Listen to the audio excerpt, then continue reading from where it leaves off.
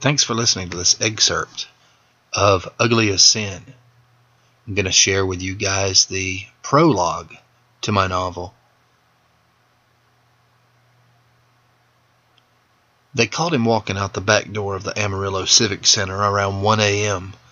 At 6'9", a hair under 300 pounds, he was the biggest in the biz. But a home run whack to the back of his skull with their aluminum baseball bat was enough to lay the giant down. Of course, what fun would it have been if they stopped there? Motherfuckers hit him again, in the ribs, a third time, across his bum knee, for shits and giggles. Then everything went black for Nick Bullman, a.k.a. the Widowmaker. "Wake up, asshole." A high-pitched titter, like the mating call of some brain-damaged bird, followed by a second voice. "Time to pay the $5." "Shit, that smarts," Nick groaned as he came to. At least one of his ribs was broken, he knew right away. He could feel it scraping against something soft and vital inside of him with every breath he took. His head throbbed as if an 18-wheeler had rammed into it at full speed. Not to mention his left knee. Damn thing hadn't been the same since Harry Hardcore's sloppy figure 4 at the Brawler series last summer. Now it felt as if that same 18-wheeler had driven over it, reversed, did it a few more times to add insult to injury. Once he was fully conscious, Nick went to rub at the back of his head, but he couldn't move. His captors had cuffed his wrists together behind some sort of steel post. He looked down to see that his ankles were bound as well with black rubber bungee cords. The persons responsible for his predicament were fuzzy humanoid shapes at first, looming 20 or 30 feet away from him. They watched Nick struggle and flex and curse their mamas for a minute before they stepped closer. 2 men, about half his age but 1,000 times uglier. The first thing Nick noticed, they wore matching referee shirts. Zebra-striped, zip-up, the association's blood splatter logo on the left breast. Guy on the right, the taller of the two, sported maybe half as many teeth in his mouth as Nick had fingers and toes. Tufts of dirty blonde hair stuck out from under his Longhorns baseball cap. On the t-shirt beneath his rumpled ref wear, Nick recognized a smirking portrait of Rebel Yell, those Confederate flag-wearing rednecks whose gimmick portrayed them as tag-team spokesmen for the downtrodden Southern man. Guy on the left had a few more teeth than his companion, but only one arm. The other ended at his elbow in a pink, misshapen knob. A tangled mop of curly brown hair fell just past his shoulders. The shirt beneath one arm's ref wear advertised his idolization for the association's reigning heavyweight champ, Big Bubba Badass. Nick sat in one corner of what looked like a homemade wrestling ring. The thick blackness beyond it and a hint of corrugated metal suggested some kind of warehouse. Rust-colored splotches stained the mat beneath his feet. Even the smell was authentic. Sweat, baby oil, and soggy spandex. Nick was almost impressed. To suggest that the men before him were wrestling fans was like saying the matches were choreographed and that it was all a soap opera for dudes. "Here's the deal, Mr. Widowmaker." The guy in the Rebel Yell shirt began the festivities. He stood over Nick, arms crossed. "There was a time when people liked you. You seemed like a decent fella. But then I don't know what happened. You got too big for your britches. Betrayed your buddies in the alliance. I couldn't believe it when you hit Joe Cobra with that steel chair. You helped Garth Hader take the 1-2-3, left your buddies high and dry after all you guys had been through? With friends like you," spat one arm, "who needs enemies?" That was 10 years ago. Even as he said it, Nick wondered why he was explaining himself to these freaks. Ratings had dropped. McDougal wanted to shake things up. "You ought to be ashamed of yourself," said Rebel Yell. His tongue raked across his rotten teeth as he spoke, and the sound was like a snake slithering across wet concrete.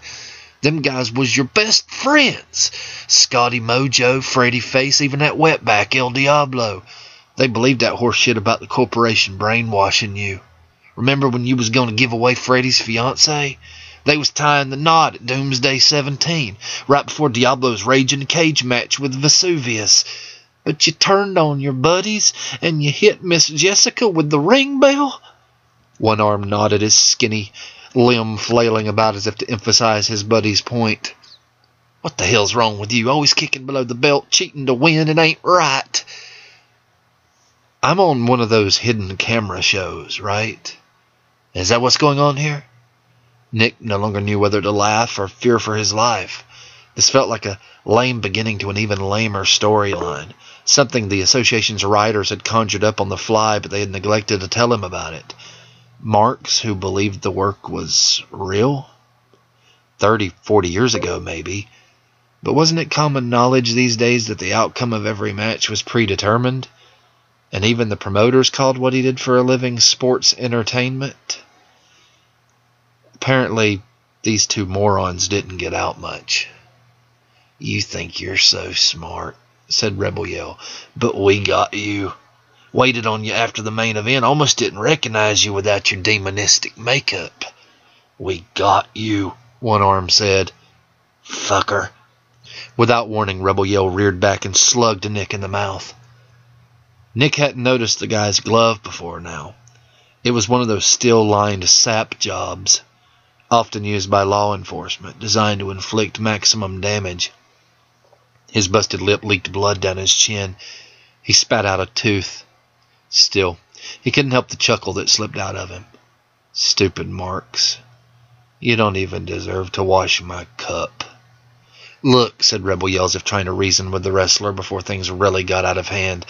When Black Samson killed you in that Loser Leaves Life match at New Year's Evil 9, what'd you do? Nick decided to play along. Why not? He had nowhere else to be. I didn't do anything, right? I was dead. Big Bubba carried you backstage, told the crowd he was going to do what was right since you two used to be close. Said he was going to talk Father Ivan rough stuff into giving you a proper Christian burial. But then you sold your soul to Moloch so you could live forever.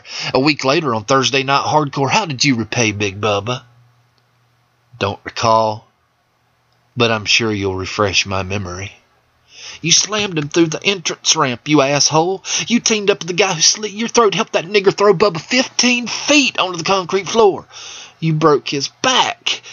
When Rebel Yell was done, he looked like he might start crying. Truth told, Nick had always liked Big Bubba. This past 4th of July, in fact, their families had gotten together for a barbecue in Mr. Badass's, real name Eric Aubrey, backyard. Nick pushing Aubrey's giggling 11-year-old on her swing set, harmlessly flirting with Mrs. Bubba as he was wont to do, though things appeared quite the opposite inside the squared circle. In the ring, their ongoing feud kept the fans screaming for blood. Usually the Widowmakers. After all, Nick was the GWA's top heel. All that sacrilege, cartoonish crap about Maker being the son of eternal darkness, it never failed to get the Marks going good. Actually, said Nick, Eric had some vacation time to burn. Took Renee to the Bahamas for their anniversary. He trailed off. Knew it was like trying to argue with a couple of ring posts. Sure. We messed up Big Bubba. Good.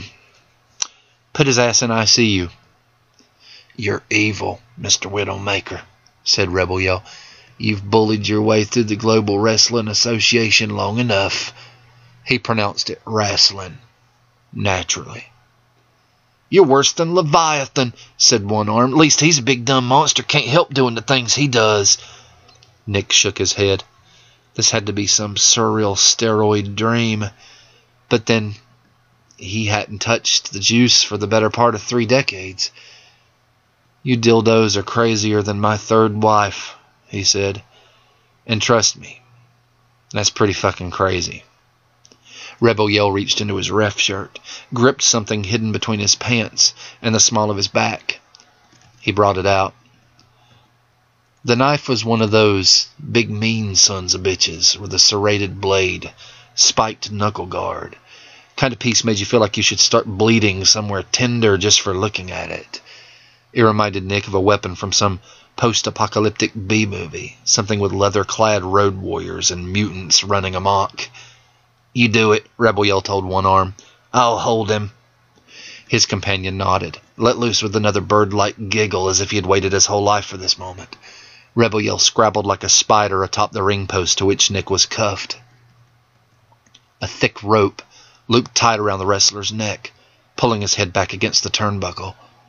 "You want to reveal a man's true colors, you gotta dig deep," Rebel Yell whispered into Nick's ear. "Get to the skull beneath the skin."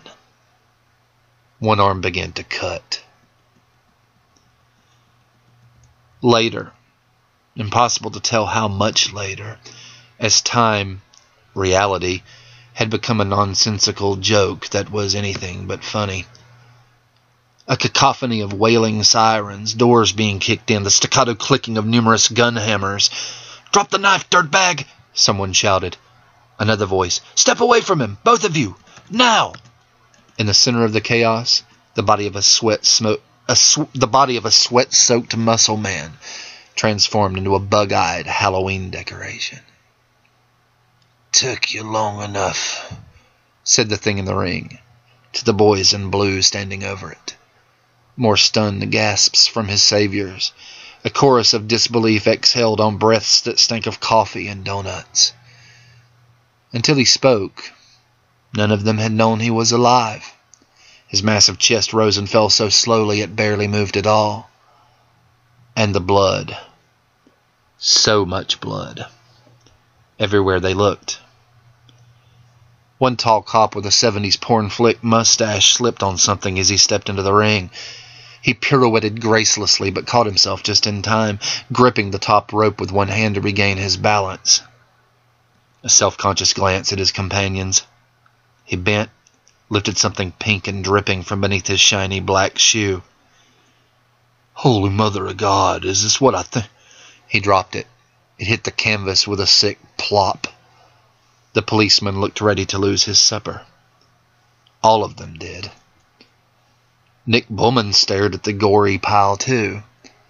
And when some helpful soul finally got around to uncuffing his hands, he reached for it. Wept for it. As if he could just slide it back into place and everything would be A-OK. I hope you've enjoyed this audio excerpt of my novel, Ugly as Sin. If you've read the book before, thanks for listening. Hope you got a kick out of hearing it in the author's intended voice. If you haven't read it before, then I hope the excerpt has maybe enticed you into buying a copy. You can get a copy from the publisher at their website, Shock Totem Publications. Or you can go straight to Amazon.com, pick it up there. It's available in trade paperback and ebook. Thanks for listening. Newman out.